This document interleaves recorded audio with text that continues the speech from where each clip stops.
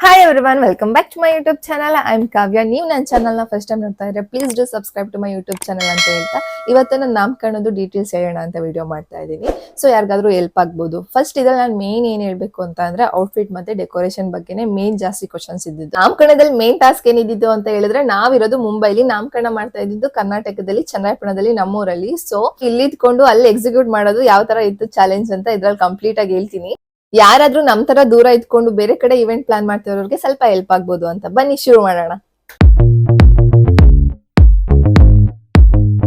First venue ಬಗ್ಗೆ ಹೇಳ್ತೀನಿ. Venue ಏನ್ ಜಾಸ್ತಿ ತಲೆ ಕೆಡ್ಸ್ಕೊಳ್ಳಿಲ್ಲ. ಒಂದು ಸ್ಪೇಷಿಯಸ್ ಆಗ್ಬೇಕಿತ್ತು, ಊಟಕ್ಕೆಲ್ಲ ಚೆನ್ನಾಗಿರ್ಬೇಕಿತ್ತು, ಸ್ಟೇಜ್ ಚೆನ್ನಾಗಿರ್ಬೇಕಿತ್ತು, ಫೋಟೋಗೆಲ್ಲ ಚೆನ್ನಾಗಿ ಬರ್ಬೇಕು ಅಂತ. ಚೌಲ್ಟ್ರಿಗೆ ಏನ್ ಕಾಸ್ಟ್ ಆಯ್ತು ಅಂತ ಹೇಳಿದ್ರೆ 33,000. 33,000 ಹೇಳಿತ್ತು. ಅದ್ರಲ್ಲಿ ಬಾರ್ಗೇನ್ ಏನು ಮಾಡಿಲ್ಲ. 33,000 ಫಿಕ್ಸ್. ಅದ್ರ ಮೇಲೆ ಲಾಸ್ಟ್ ಅಲ್ಲಿ ಸ್ವಲ್ಪ 500 ಎಕ್ಸ್ಟ್ರಾ ಇಸ್ಕೊಂಡು ಸ್ವಲ್ಪ ಮೇಂಟೆನೆನ್ಸ್ಗೆ ಅಂತ ಹೇಳ್ಬಿಟ್ಟು ಅಷ್ಟೇ. ಅವ್ರು ಅದೇ ಪ್ರೈಸ್ ಇಸ್ಕೊಳ್ಳೋದು ಅಂತ ಗೊತ್ತಿತ್ತು. 4 months ಬ್ಯಾಕ್ ಬುಕ್ ಮಾಡಿದ್ರಿಂದ ವೆನ್ಯೂದ್ ಏನು ತೊಂದರೆ ಆಗ್ಲಿಲ್ಲ, ನಮ್ಗೆ ಆರಾಮಾಗಿ ಬುಕ್ ಆಗೋಯ್ತು.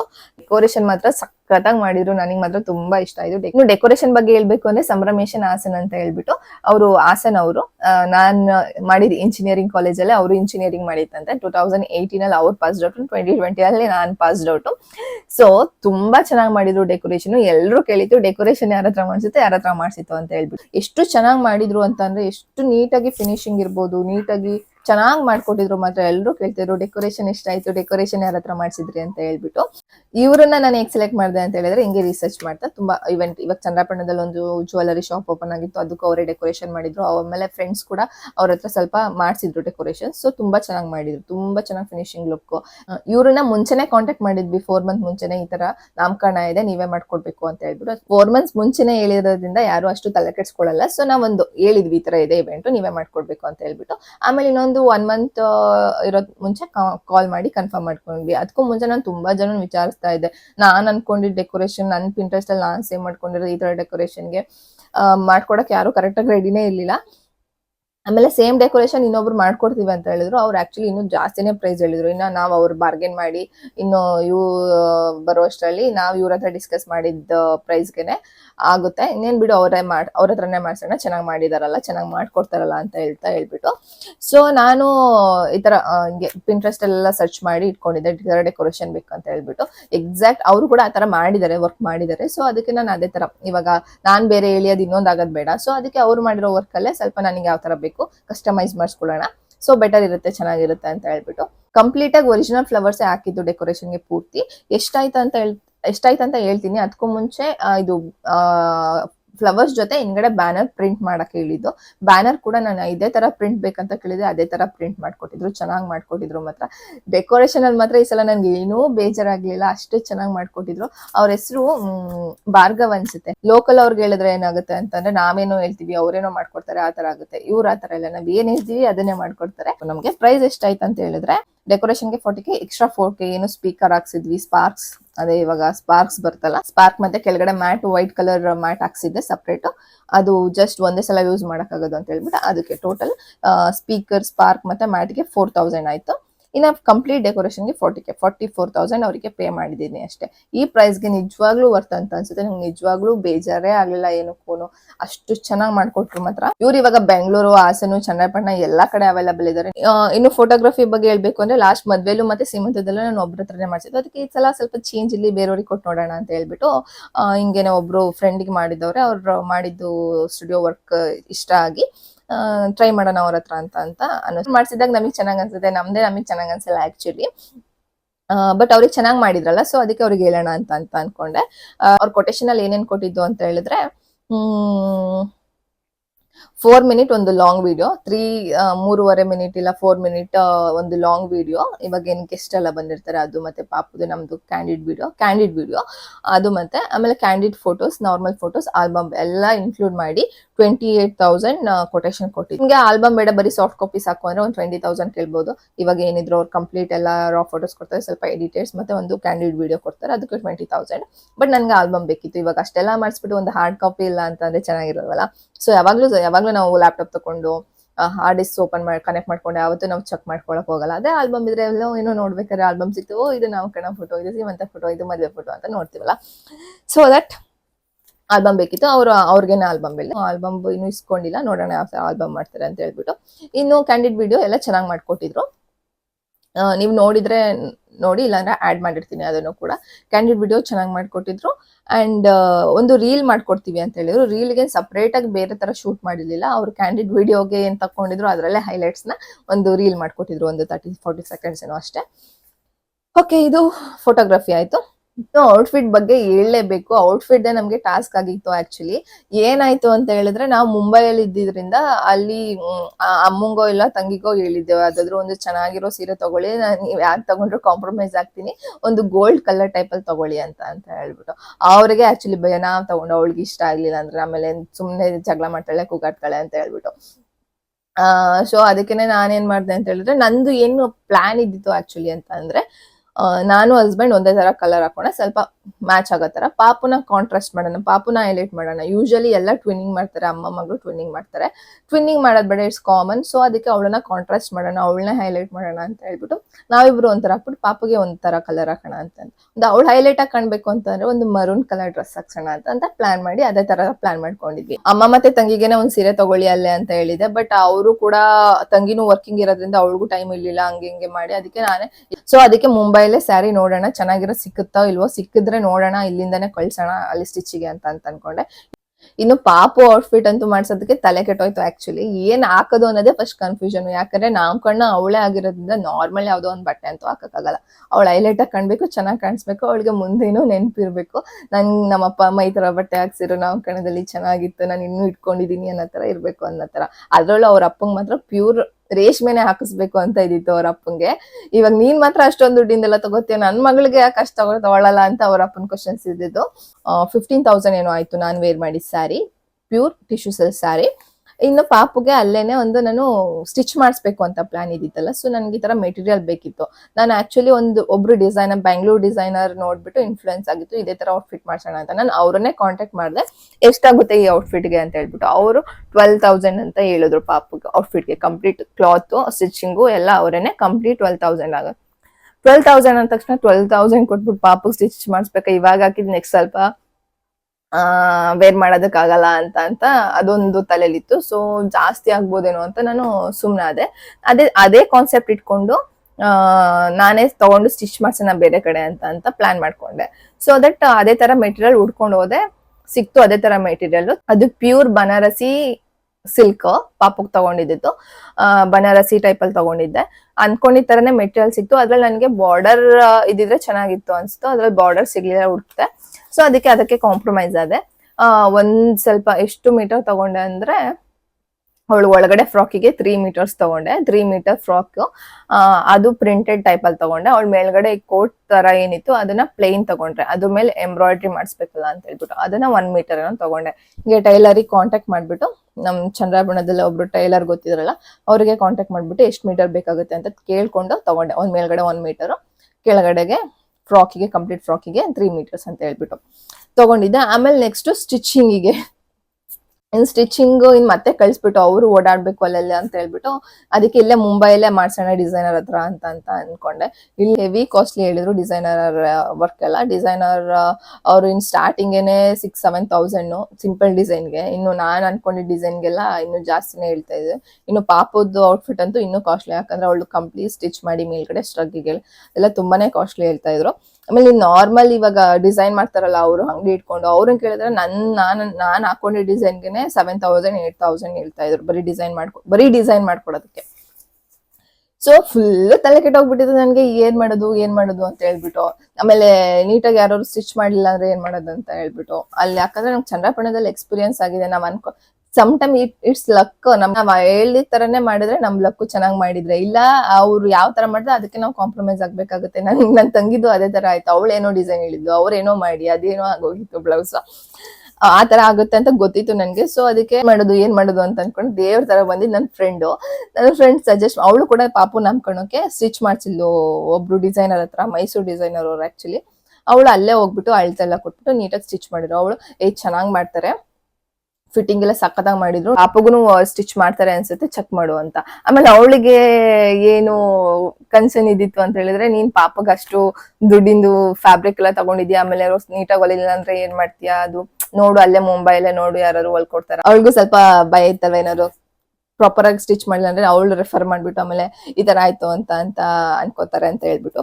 ಸೊ ಅದಕ್ಕೆ ನನ್ಗೆ ಇನ್ನೇನೋ ಆಪ್ಷನ್ ಇರ್ಲಿಲ್ವಲ್ಲ, ಸೊ ಅದಕ್ಕೆ ನಾನು ಅವ್ರಿಗೆನೆ ಕಾಂಟ್ಯಾಕ್ಟ್ ಮಾಡ್ಬಿಟ್ಟು ಕೊಟ್ಟೆ. ಆಮೇಲೆ ಪಾಪು ಫ್ಯಾಬ್ರಿಕ್ ಎಷ್ಟು ಆಯ್ತು ಅಂತ ಹೇಳಿದ್ರೆ, ಅದು ಪ್ಯೂರ್ ಬನಾರಸಿ ಸಿಲ್ಕ್ ಅಂತ ಹೇಳಿದ್ನಲ್ಲ, 5.5K 1000 rupees ಆಯ್ತು ಬರೀ ಫ್ಯಾಬ್ರಿಕ್ಗೆ. ಅಷ್ಟು ದುಡ್ಡಿನ ತಗೊಳ್ಳೋ ಪ್ಲಾನು ಇರ್ಲಿಲ್ಲ ನಂದು. ಆದ್ರೆ ಇವ್ರ ಅಪ್ಪಂಗೆ ಪ್ಯೂರ್ ಸಿಲ್ಕ್ ಎಲ್ಲ ಅಷ್ಟು ಇನ್ನೆಲ್ ಕಮ್ಮಿಗೆ ಬರುತ್ತೆ ಪ್ಯೂರ್ ಸಿಲ್ಕ್ ಎಲ್ಲ. ಅವ್ರ ಅಪ್ಪಂಗೆ ಪ್ಯೂರ್ ಸಿಲ್ಕ್ ಹಾಕ್ಬೇಕಂತ ಐತಲ್ಲ, ಸೊ ಅದಕ್ಕೇನೆ ಅವ್ರ ಅಪ್ಪ ತಗೊಂಡ್ರು. ಮೈಸೂರು ಡಿಸೈನರ್ಗೆ ಕಳ್ಸ್ಬಿಡೋಣ, ಇಲ್ಲಿಂದಾನೆ ಕೊರಿಯರ್ ಮಾಡ್ಬಿಡೋಣ ಅಂತ ಹೇಳ್ಬಿಟ್ಟು ಫಿಕ್ಸ್ ಆದೆ. ನಿಜವಾಗ್ಲೂ ಅವ್ರ ಹೆಸರು ಅಮೂಲ್ಯ ಅಂತ. ಎಷ್ಟು ಕೋಆಪರೇಟಿವ್ ಆಗಿದ್ರಂತ ಅಂತ ಹೇಳಿದ್ರೆ, ಆನ್ಲೈನ್ ಅಲ್ಲೇ ಮೆಷರ್ಮೆಂಟ್ ತಗೊಂಡ್ರು ಅವರು. ನಮ್ಗೆ ಮೆಷರ್ಮೆಂಟ್ ನೀವು ರೆಫರೆನ್ಸ್ ಒಂದು ಫ್ರಾಕ್ ಕಳಿಸಿ ಪಾಪುಗೆ ಅಷ್ಟೇ, ನಾನು ಆನ್ಲೈನ್ ಅಲ್ಲಿ ಮೆಷರ್ಮೆಂಟ್ ತಗೋತೀನಿ. ಎಷ್ಟು ನೀಟಾಗಿ ಸ್ಮೂತ್ ಆಗಿ ಹ್ಯಾಂಡಲ್ ಮಾಡಿದ್ರು ಅಂತ ಅಂದ್ರೆ ನಿಜವಾಗ್ಲೂ ಬೆಟರ್ ಸೊಲ್ಯೂಷನ್ ಸಿಕ್ತು ಅಂತಾನೆ ಅನಿಸ್ತು ನನಗೆ.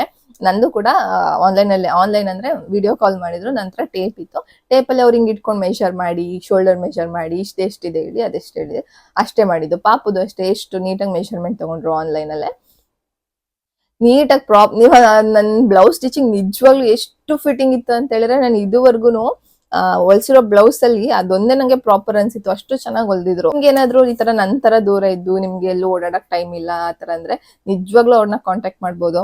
ಅಷ್ಟು ಚೆನ್ನಾಗಿ ಹೊಲ್ಕೊಟ್ಟಿದ್ರು. ಇನ್ ಪಾಪುದು ಅಷ್ಟೇ ಅನ್ಕೊಂಡಂಗೆ ಎಲ್ಲ ನೀಟಾಗಿ ಹೊಲ್ಕೊಟ್ಟಿದ್ರು.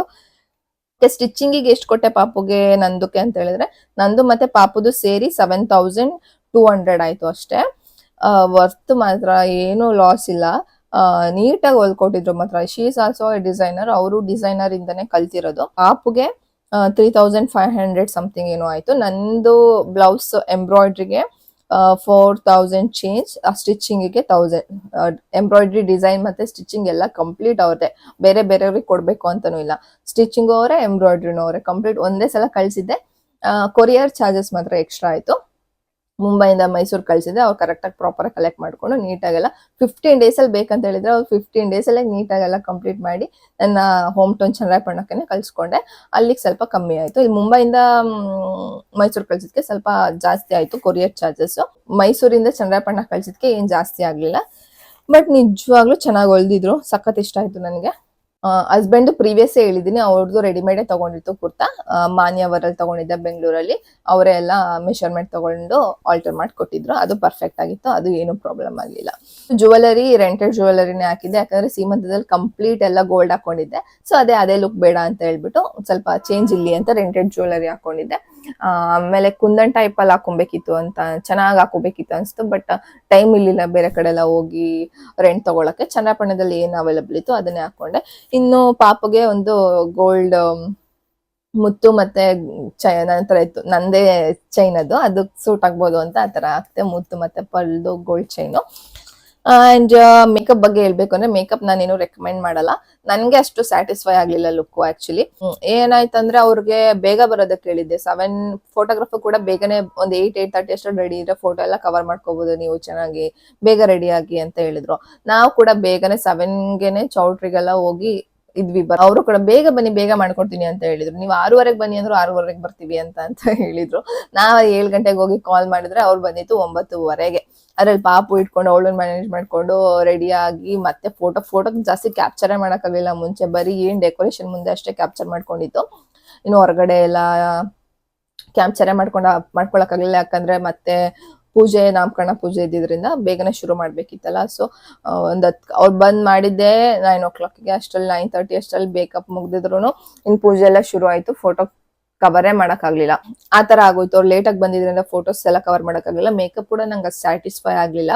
ನಂದು ಏನ್ ಟೋನ್ ಇತ್ತು ಅದಕ್ಕಿಂತ ಸ್ವಲ್ಪ ಇನ್ನೂ ಡಾರ್ಕ್ ಆಗೇ ಕಾಣಿಸ್ತಾ ಇದೆ, ಅಂದ್ರೆ ಸ್ವಲ್ಪ ಡಲ್ ಆಗೇ ಕಾಣಿಸ್ತಾ ಇದೆ. ನನ್ನ ತಂಗಿಗೂ ಏನಷ್ಟು, ಅವಳಿಗೂ ಅಷ್ಟು ಇಷ್ಟ ಆಗ್ಲಿಲ್ಲ ಮೇಕಪ್.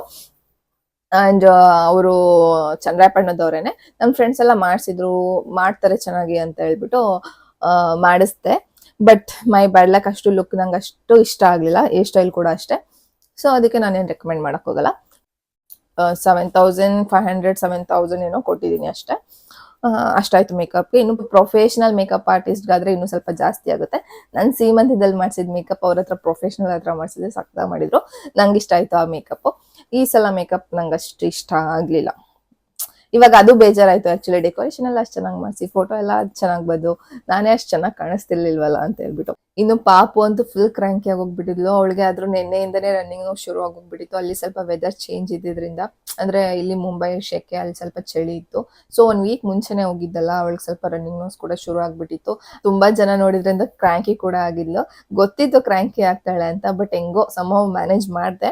ಆಮೇಲೆ ನನ್ನ ಹತ್ರನೇ ಇರ್ಬೇಕು ಅಂತ ಕೇಳ್ತಾ ಇದ್ಲು. ಆಮೇಲೆ ಅವ್ರ ಅಪ್ಪನ ಹತ್ರನೂ ಹೋಗ್ತಿಲ್ಲ, ಯಾರ ಹತ್ರನೂ ಹೋಗ್ತಿಲ್ಲ. ನಾನೇ ಪೂರ್ತಿ ನಾಮಕರಣ ಪೂರ್ತಿ ನಾನು ಒಬ್ಳೆ ಅವಳನ್ನ ಹ್ಯಾಂಡಲ್ ಮಾಡಿರೋ ತರ ಆಯ್ತು. ಆಮೇಲೆ ಅವ್ಳು ಮಲ್ಕೊಂಡ್ಮೇಲೆ ಸ್ವಲ್ಪ ಅವ್ರಪ್ಪ ಎತ್ಕೊಂಡ್ರು. ಇನ್ನು ಎಷ್ಟು ಜನಕ್ಕೆ ಇನ್ವೈಟ್ ಮಾಡ್ಬೇಕು ಅಂತ ಪ್ಲಾನ್ ಇದ್ದಿತ್ತು ಅಂದ್ರೆ 500 ಮೆಂಬರ್ಸ್ಗೆ ಇನ್ವೈಟ್ ಮಾಡೋಣ ಅಂತ ಅನ್ಕೊಂಡಿದ್ದು. ಇನ್ನು ಅದರಲ್ಲಿ ಔಟರ್ ಸ್ವಲ್ಪ ಹೋಗೋರು ಬರೋರು ಇರ್ತಾರಲ್ಲ, ಅವ್ರಿಗೊಂದು 100 ಮೆಂಬರ್ಸ್ ಅಂತ ಹೇಳ್ಬಿಟ್ಟು, ಸೊ ಅದಕ್ಕೆ 500 ಮೆಂಬರ್ಸ್ಗೆ ಊಟ ಮಾಡಿಸಿದ್ದು. ನಾನ್ ವೆಜ್ ಮತ್ತೆ ವೆಜ್ ಎರಡು ಮಾಡಿಸಿತ್ತು. ಮೇನ್ ಕಾನ್ಸಂಟ್ರೇಷನ್ ಇದ್ದಿದ್ದು ನಾನ್ ವೆಜ್ಗೆ. ನಮ್ ಕಡೆ ಎಲ್ಲ ನಾನ್ ವೆಜ್ ಮಾಡಿಸೋದು, ಸೀಮಂತ ಇರ್ಬೋದು, ನಾಮಕರಣ ಇರ್ಬೋದು, ಎಲ್ಲ ನಾನ್ ವೆಜ್ ಮಾಡ್ತಾರೆ. ಇನ್ನು ವೆಜ್ ಅದೇ ಕಾರ್ತಿಕ ಇದ್ದಿದ್ರಿಂದ ತಿಂದಿರೋರ್ಗೆ ವೆಜ್ ಅಂತ ಹೇಳ್ಬಿಟ್ಟು ನಾವ್ ಯಾವ ತರ ಪ್ಲಾನ್ ಮಾಡ್ಕೊಂಡ್ವಿ ಅಂತ ಹೇಳಿದ್ರೆ, ಅರೌಂಡ್ 500 ಮೆಂಬರ್ಸ್ ನಾನ್ ವೆಜ್ ಊಟ ಮಾಡ್ತಾರೆ, ಒಂದು 50 to 100 ಮೆಂಬರ್ಸ್ ವೆಜ್ ಊಟ ಮಾಡ್ತಾರೆ ಅಂತ ಪ್ಲಾನ್ ಮಾಡ್ಕೊಂಡಿದ್ರು ಅಪ್ಪ ಫ್ಯಾಮಿಲಿ ಎಲ್ಲ ಕುತ್ಕೊಂಡು. ಸೊ ದಟ್ ನಾನ್ ವೆಜ್ ಅಲ್ಲಿ ಏನೇನ್ ಮಾಡ್ಸಿದ್ವಿ ಅಂತ ಹೇಳಿದ್ರೆ, ಪಾಯಸ, ತಟ್ಟೆ ಇಡ್ಲಿ, ಗೀ ರೈಸು, ಚಿಕನ್ ಕಬಾಬ್, ಚಿಕನ್ ಚಾಪ್ಸ್, ಮಟನ್ ಸಾಂಬಾರ್, ಬೋಟಿ ಗೊಜ್ಜು ಮಾಡ್ಸಿದ್ವಿ, ಐಸ್ ಕ್ರೀಮ್, ಬೀಡ. ಅದೇ ವೆಜ್ಗೆ ಏನ್ ತಗೊಂಡ್ವಿ ಅಂತ ಹೇಳಿದ್ರೆ, ಅಂದ್ರೆ ಪಾಯಸ, ತಟ್ಟೆ ಇಡ್ಲಿ, ಗೀ ರೈಸ್ ಅದು ಕಾಮನ್, ಇಬ್ರಿಗೂ ನಾನ್ ವೆಜ್ ವರ್ಗೂ ಕಾಮನ್. ಸೊ ಅದಕ್ಕೆ ಕಾಂಬಿನೇಷನ್ ಆಗೋ ತರ ವೆಜ್ ಕುರ್ಮಾ, ಇವಾಗ ಇಡ್ಲಿಗೆ ಮತ್ತೆ ಗೀ ರೈಸ್ಗೆ ಕಾಂಬಿನೇಷನ್ ಆಗೋ ತರ ಒಂದು ವೆಜ್ ಕುರ್ಮಾ ಮಾಡ್ಸಿದ್ವಿ. ಸೊ ದಟ್ ಅದು ಮ್ಯಾಚ್ ಆಗುತ್ತಲ್ಲ ಅಂತ ಹೇಳ್ಬಿಟ್ಟು. ಐಸ್ ಕ್ರೀಮ್ ಮತ್ತೆ ಬೀಡ ಕಾಮನ್. ವೆಜ್ ಅವ್ರಿಗೆ ಒಂಥರ ಪಲ್ಯ, ಕೋಸಂಬರಿ, ಅನ್ನ, ಸಾಂಬಾರ್, ಒಂದು ಅಂದ್ರೆ ಸ್ವಲ್ಪ ಮಿನಿಮಲ್ ಆಗಿ ಇಟ್ಟಿದ್ವಿ. ಎಲ್ಲ ಕರೆಕ್ಟ್ ಆಯ್ತು, ಏನು ಉಳಿಲಿಲ್ಲ. ಸ್ವಲ್ಪ ಮನೆಗೆ ರಿಲೇಟಿವ್ಸ್ ಏನ್ ಉಳ್ಕೊಂಡಿದ್ರು ಅವ್ರಿಗೆ ಸಾಕಾಗೋಷ್ಟು ಒಂದು ಪಾತ್ರೆ ಅಷ್ಟು ಕಬಾಬು, ಸಾಂಬಾರು, ಸ್ವಲ್ಪ ಚಾಪ್ಸ್ ಅಷ್ಟು ಉಳ್ದಿತ್ತು ಅಷ್ಟೇ. ಇನ್ನೇನು ವೇಸ್ಟ್ ಆಗೋ ತರ ಏನು ಉಳ್ದಿರ್ಲಿಲ್ಲ, ಎಲ್ಲ ಖಾಲಿ ಆಯ್ತು, ಎಲ್ಲ ಕರೆಕ್ಟ್ ಆಯ್ತು. 500 ಮೆಂಬರ್ಸ್ ಲೆಕ್ಕ ಹಾಕೊಂಡಿರೋದ್ರಿಂದ ಇಷ್ಟಿಷ್ಟು ಪ್ಲಾನ್ ಮಾಡ್ಕೊಂಡಿರೋದಕ್ಕೆ ಕರೆಕ್ಟ್ ಆಯ್ತು. ಏನ್ 100 quintal mutton, 120 to 130 quintal chicken ಏನೋ ತಗೊಂಡಿದ್ದು. ಸೊ ಅದ್ರಲ್ಲಿ ಚಾಪ್ಸ್ ಮತ್ತೆ ಕಬಾಬ್ ಎರಡು ಇತ್ತಲ್ಲ, ಸೊ ಕರೆಕ್ಟ್ ಆಯ್ತು. ಸೊ ಊಟದ್ದೆಲ್ಲ ಕರೆಕ್ಟ್ ಆಯ್ತು, ಏನು ಶಾರ್ಟೇಜ್ ಆಗ್ಲಿಲ್ಲ, ಜಾಸ್ತಿನೂ ಆಗ್ಲಿಲ್ಲ. ಕರೆಕ್ಟ್ ಆಗಿ ಏನು ಎಷ್ಟು ಜನ ಬರ್ತಾರೆ ಅಂತ ಅನ್ಕೊಂಡಿದ್ವಿ ಅಷ್ಟೆಲ್ಲ ಕರೆಕ್ಟ್ ಆಯ್ತು. ಸೊ ಇನ್ನು ಅಡ್ಗೆ ಕಾಸ್ಟ್ ಡೀಟೇಲ್ ಆಗಿ ಹೇಳಕ್ಕಾಗಲ್ಲ, ಯಾಕಂದ್ರೆ ಅದು ಐಟಮ್ಸ್ ಎಲ್ಲ ತುಂಬಾ ಇರುತ್ತಲ್ವಾ. ಸೊ ಅದು ಡೀಟೇಲ್ ಆಗಿ ಹೇಳಕ್ಕಾಗಲ್ಲ. ಅಂದಾಜಲ್ಲಿ ಒಂದು ಹೇಳ್ತಿದೀನಿ, ಇಷ್ಟು ಅಂತ ನಾನ್ ವೆಜ್ ಇಷ್ಟು ತಗೊಂಡಿದ್ವಿ. ಅದ್ರಲ್ಲಿ 500 ಮೆಂಬರ್ಸ್ಗೆ ಸರಿ ಆಯ್ತು ಅಂತ ಹೇಳ್ಬಿಟ್ಟು ಅಂತ ಅಷ್ಟೇ. ಇನ್ನು ಪಾಪು ನೇಮ್ ಯಾವ ತರ ಸೆಲೆಕ್ಟ್ ಮಾಡಿದ್ವಿ ಅಂತ ಹೇಳಿದ್ರೆ, ಇದನ್ನೇನ್ ತುಂಬಾ ಸೀಕ್ರೆಟ್ ಮಾಡಿ ರಿವೀಲ್ ಮಾಡೋ ತರ ಏನ್ ಮಾಡಿರ್ಲಿಲ್ಲ. ಫಾರ್ಮಾಲಿಟೀಸ್ಗೆ ನಾಮಕರಣದಲ್ಲಿ ರಿವೀಲ್ ಮಾಡಿದ್ವಿ.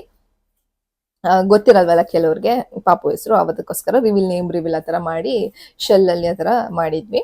ಇನ್ನು ನೇಮ್ ಯಾವ ತರ ಸೆಲೆಕ್ಟ್ ಮಾಡಿದ್ವಿ ಅಂತ ಹೇಳಿದ್ರೆ, ನಾನು ಮೊದ್ಲೇ ಏನು ಪ್ಲಾನ್ ಮಾಡಿಲ್ಲ. ಅವಳಿಗೆ ಊಟಕ್ಕಿಂತ ಮುಂಚೆ ಸ್ವಲ್ಪ ಸರ್ಚ್ ಮಾಡ್ತಿದ್ದೆ, ಅವಳಿಗೆ ಯಾವ ಅಕ್ಷರ ಬರ್ಬೋದು, ಈ ಅಕ್ಷರ ಬಂದ್ರೆ ಈ ತರ ನೇಮ್ ಇಡ್ಬೋದಲ್ಲ, ಚೆನ್ನಾಗಿರುತ್ತಲ್ಲ, ಆ ತರ ಸರ್ಚ್ ಮಾಡಿ ನೋಟ್ ಮಾಡ್ಕೊಂತಿದ್ದೆ ಅಷ್ಟೇ.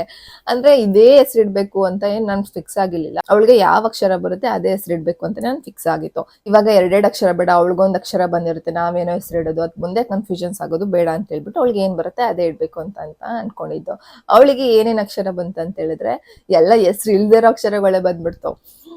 ದೊಡ್ಡ ಘ ಬಂತು, ದೊಡ್ಡ ಛ ಬಂತು, ದೊಡ್ಡ ಖ ಬಂತು, ಆಮೇಲೆ ಜ್ಞಾ ಬಂತು. ಅದ್ರಲ್ಲಿ ಯಾವ್ದು ಹೆಸರುಗಳಷ್ಟು ಚೆನ್ನಾಗಿರೋ ಸಿಗ್ಲೇ ಇಲ್ಲ. ಇದ್ದಿದ್ದ ಜ್ಞಾನ ಒಂದೇ ಚೆನ್ನಾಗ್ ಅನ್ಸಿತ್ತು ನಮ್ಗೆ. ಅದ್ರಲ್ಲಿ ಅವಳು 18 ಹುಟ್ಟಿತ್ತು.